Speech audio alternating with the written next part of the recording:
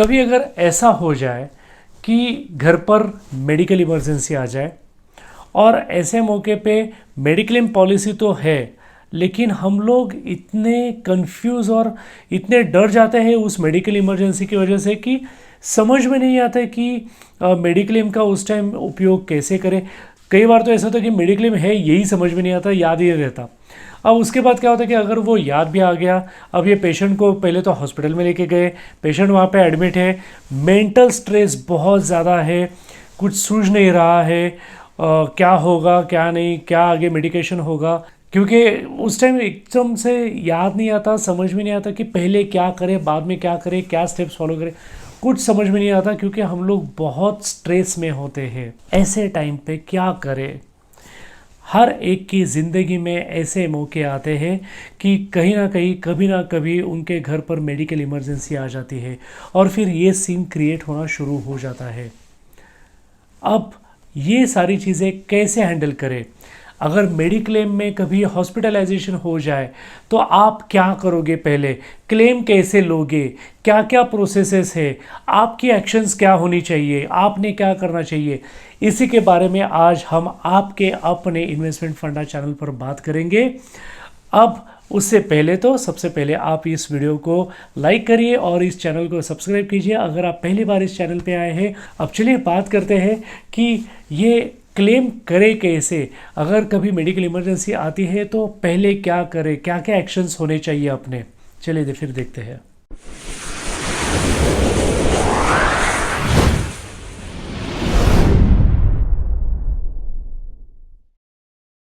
अब ये समझ लेते हैं कि क्लेम कैसे किया जा सकता है मेडिक्लेम का, यानी प्रोसेस एग्जैक्टली क्या आपको करना है। सबसे पहले तो आपने एक चीज़ करनी है कि जब भी आप पॉलिसी ये खरीदते हैं मेडिक्लेम की, तो आपकी पॉलिसी का जो एक कार्ड आपको कई बार आता है तो उसके फ़ोटोग्राफ्स आपके फैमिली के हर एक मेंबर के फ़ोन में होने चाहिए। अपने फ़ोन्स में तो ऐसे वैसे बहुत सारे फ़ोटोज़ होते हैं, लेकिन ऐसे इंपॉर्टेंट फ़ोटोज़ जो है जो कि इमरजेंसी में काम आ सकते हैं वो तो पहले अपने फ़ोन में होने चाहिए। तो आपके सारे लोगों के फ़ोन में वो आई कार्ड का फ़ोटो जो आपको पॉलिसी के साथ आया है और जो पॉलिसी डॉक्यूमेंट है उसका भी फ़ोटो, या फिर एटलीस्ट उस पॉलिसी डॉक्यूमेंट का जो पॉलिसी नंबर है वो आपके फ़ोन में कहीं ना कहीं स्टोर्ड होना चाहिए। अब इसके बाद अगर क्लेम आता है, यानी अगर किसी को हॉस्पिटलाइज करना पड़ता है, हॉस्पिटल में लेके जाने के बाद सबसे पहले तो वहाँ पे आप एक केस पेपर बनाते हैं। वहाँ पे जो रिसेप्शन है वहाँ पर जाकर केस पेपर बनाते टाइम वो लोग आपको पूछते हैं कि क्या आपका किसी कंपनी का मेडिक्लेम है क्या। तो अगर वहाँ पे वो लोग पूछते हैं तो आप बता दीजिए कि यस आपके पास इस कंपनी का मेडिक्लेम है। वो लोग चेक करते हैं कि क्या उनकी लिस्ट में वो कंपनी लिस्टेड है क्या। अगर है तो आपका वहाँ पे कैशलेस का क्लेम हो सकता है। अगर नहीं है वो नाम आपकी कंपनी का तो वहाँ पे आपको रीइंबर्समेंट बेसिस पे क्लेम करवाना पड़ेगा, यानी पहले अपने पॉकेट से दे दीजिए पैसा, बाद में वहाँ से रीइंबर्समेंट करवा लीजिए कंपनी की तरफ से, इंश्योरेंस कंपनी से। अब वो होने के बाद अगर वहाँ पे नाम है आपकी इंश्योरेंस कंपनी का तो वो लोग आपको एक और फॉर्म देंगे, वहाँ पे एक जनरल इन्फॉर्मेशन होगी और वो फॉर्म फिर आपको भरवा के वहाँ पे केस पेपर्स के साथ वहाँ पे उन लोगों को देना होगा, वो जो काउंटर पे लोग हैं। अब वो तो हो गया आपका वहाँ का पार्ट जो आपको वहाँ पे करना है। अब उसके साथ साथ जब आप वहाँ से बाहर आते हैं पहले तो पेशेंट को पहले एडमिट करके उसको दवा पानी शुरू होने दीजिए, ट्रीटमेंट शुरू होने दीजिए। फिर आप जो भी वहाँ पे अटेंड कर रहे हैं पेशेंट को, उसके घर वाले कोई हो सकते हैं या फ्रेंड जो भी कोई है, वहाँ से आपकी जो इंश्योरेंस कंपनी है जिससे आपने ये पॉलिसी खरीदी है वहाँ पर आपने टोल फ्री नंबर पर कॉल करना है और वहाँ पे बताना है कि ऐसे ऐसे हॉस्पिटल में ऐसा ऐसा पेशेंट एडमिट है, उनका पॉलिसी नंबर ये है। जो भी चीज़ें पूछी जाएगी वहाँ पे पूछ सकते हैं आपको कि हॉस्पिटल का नाम क्या है, हॉस्पिटल कौन सी सिटी में है, हॉस्पिटल का एड्रेस क्या है, कस्टमर का नाम क्या है, पॉलिसी नंबर क्या है, उनका कस्टमर ID क्या है, जो भी है कुछ तो वो आप वहाँ पे बता देते हैं और फिर वहाँ पे वो लोग आपका जो क्लेम है उसकी इंफॉर्मेशन नोट करते हैं और एक नंबर इशू किया जाता है जिसको बोलते हैं क्लेम इंटीमेशन नंबर। और ये जो प्रोसेस है इसको बोलते हैं क्लेम इंटीमेट करना, यानी आपने कंपनी को इन्फॉर्म कर दिया कि ऐसा ऐसा एक एडमिट हुआ है और उसका क्लेम आने वाला है। अब ये तो हुई आपकी प्रोसेस कंप्लीट। सुनने में थोड़ी सी बड़ी लगी होगी, लेकिन जब ये करते हैं तो बहुत छोटी सी प्रोसेस है, लेकिन यहाँ पे डिटेल में मुझे बताना पड़ रहा है क्योंकि कई बार ये लोगों के फ़ोन कॉल्स आते हैं कि कैसे क्लेम करें, क्या करें, हॉस्पिटल में पहले जाने के बाद क्या करें, इसलिए इतने डिटेल में हम लोग बता रहे हैं आपको। अब उसके बाद आपको ज़्यादा कुछ करने की ज़रूरत नहीं होती। सबसे पहले तो जो ट्रीटमेंट देने वाले डॉक्टर हैं वो आके पेशेंट को चेक करते हैं। चेक करने के बाद आपको भी कुछ सवाल पूछेंगे, इनको कुछ एलर्जी है क्या, इनको कुछ बीमारी है क्या, ये है क्या, वो नॉर्मल अपने सवाल पूछते हैं। अब ये सवाल जब वो पूछते हैं तो आप सारी चीज़ें उनको सच सच बता देते हो। उसके बाद ये डॉक्टर एक स्टेटमेंट बनाते हैं जिसको बोलते हैं प्राइमरी एग्जामिनेशन रिपोर्ट, PER। अलग अलग कंपनीज में इसके अलग अलग नाम हो सकते हैं, लेकिन ये प्राइमरी एग्जामिनेशन यानी फर्स्ट जो एग्जामिनेशन हुई है पेशेंट की उसका रिपोर्ट, ये रिपोर्ट भेजा जाता है इंश्योरेंस कंपनी को इंटरनली। आपको कुछ नहीं करना है, यू सिट बैक, रिलैक्स, आप अपने पेशेंट का ध्यान रखिएगा। ये सारा इंटरनली हॉस्पिटल वाले लोग करते हैं, डायरेक्टली इंश्योरेंस कंपनी से कॉन्टैक्ट, वहाँ पे ये भेजा जाता है। अब यहाँ पे एक छोटा सा बहुत इम्पॉर्टेंट पॉइंट, अगर इंश्योरेंस पॉलिसी लेते समय कुछ चीज़ आपने हाइड करके रखी है, छुपा के रखी है, कोई बीमारी, और वो बताई नहीं है, और फिर वो पॉलिसी इशू हो गई है, अब हॉस्पिटल में जाके आपके वहाँ पे जो भी अटेंडेंट है उन्होंने अगर वो बीमारी वहाँ पे बताई उस डॉक्टर को, तो वो डॉक्टर उस बीमारी के बारे में लिखेंगे उस प्राइमरी एग्जामिनेशन रिपोर्ट में। फिर वो प्राइमरी एग्जामिनेशन रिपोर्ट जब इंश्योरेंस कंपनी के पास जाएगा, कंपनी देखे कि अरे यहाँ पे तो ये बीमारी पहले से है लिखी हुई है, क्या इन्होंने इस फॉर्म में लिखा हुआ है कि ये बीमारी है? अगर हाँ, ठीक है। अगर इस फॉर्म में नहीं लिखा है तो ये क्लेम जो है आपका आपको नहीं मिलेगा, आपको क्लेम नहीं दिया जाएगा, ये क्लेम रिजेक्ट होगा। क्यों? क्योंकि जब फॉर्म फिलअप किया गया था उस टाइम आपने ये हाइड करके रखा, छुपा के रखा, तो ये क्लेम नहीं मिलेगा। तो ऐसे टाइम पे प्लीज़ याद रखिए, कभी झूठ नहीं बोलना है, कभी कुछ छिपा के नहीं रखना है।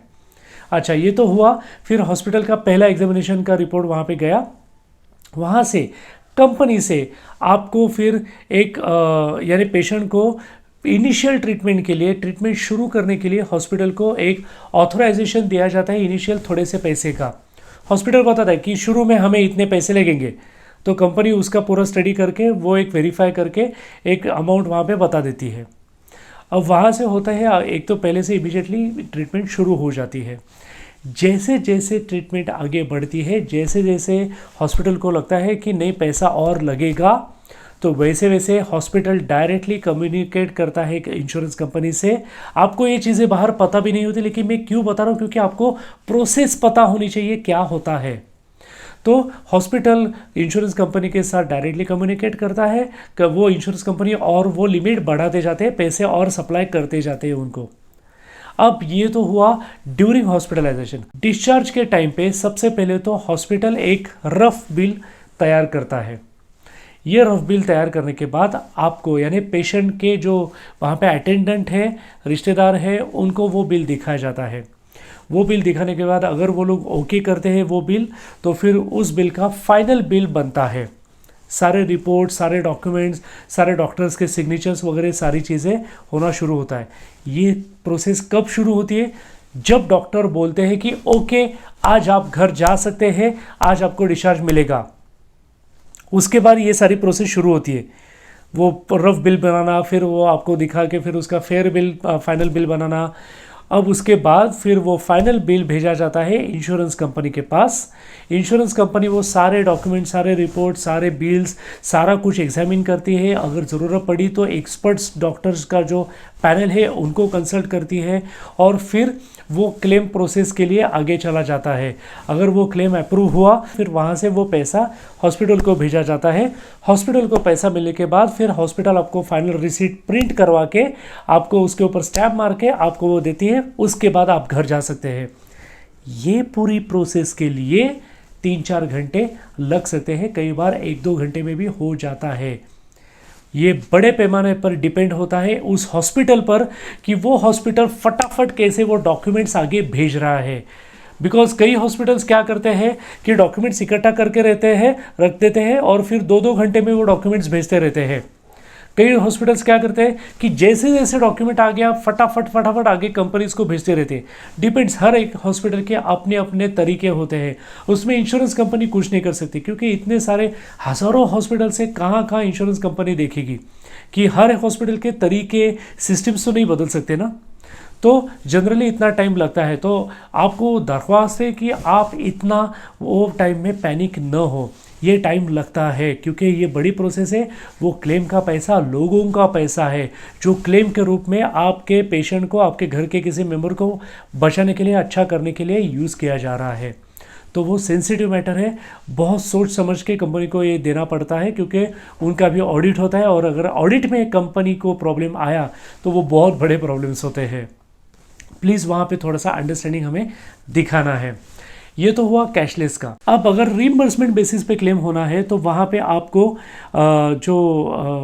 केस पेपर आप जब बनाते हो हॉस्पिटलाइजेशन होने के बाद, तो वहाँ पे वो लोग बताएंगे कि जी आपका ये नाम इस लिस्ट में नहीं है जो हमारे हॉस्पिटल के पैनल पे है, या फिर हो सकता है कि वो हॉस्पिटल किसी भी कंपनी के साथ टाइप नहीं रखता हो सकता है।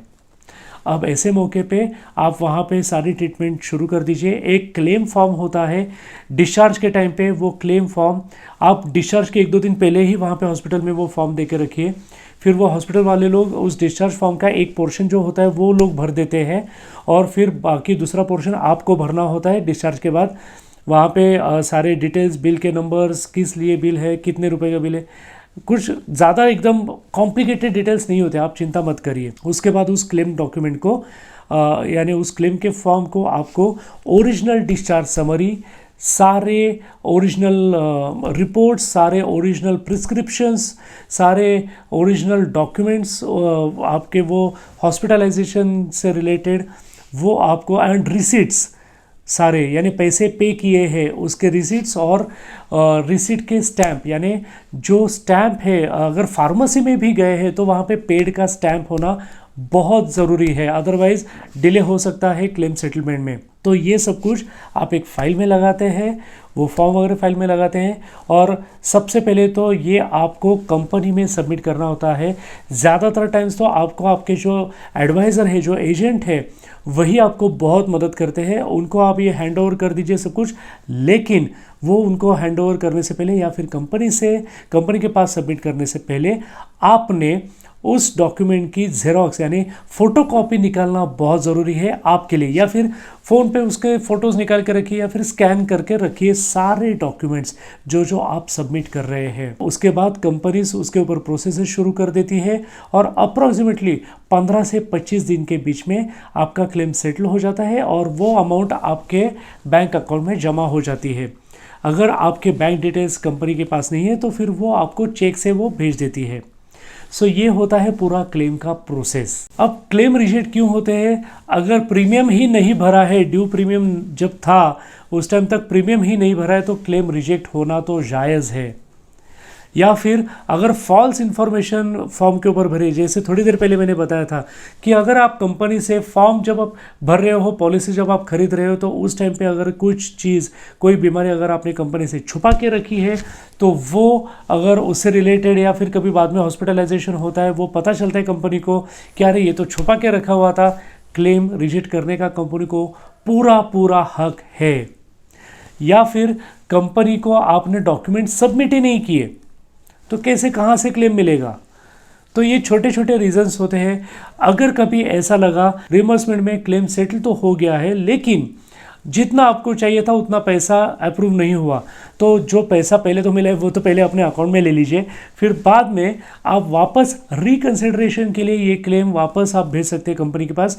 उनके हेल्पलाइन को आप वापस ईमेल डाल दीजिए कि ऐसे ऐसा आप खुश नहीं है, ये रीजंस है, इन रीजंस की वजह से आप खुश नहीं है, एंड आप चाहते हैं कि इसको रिकंसिडर किया जाए।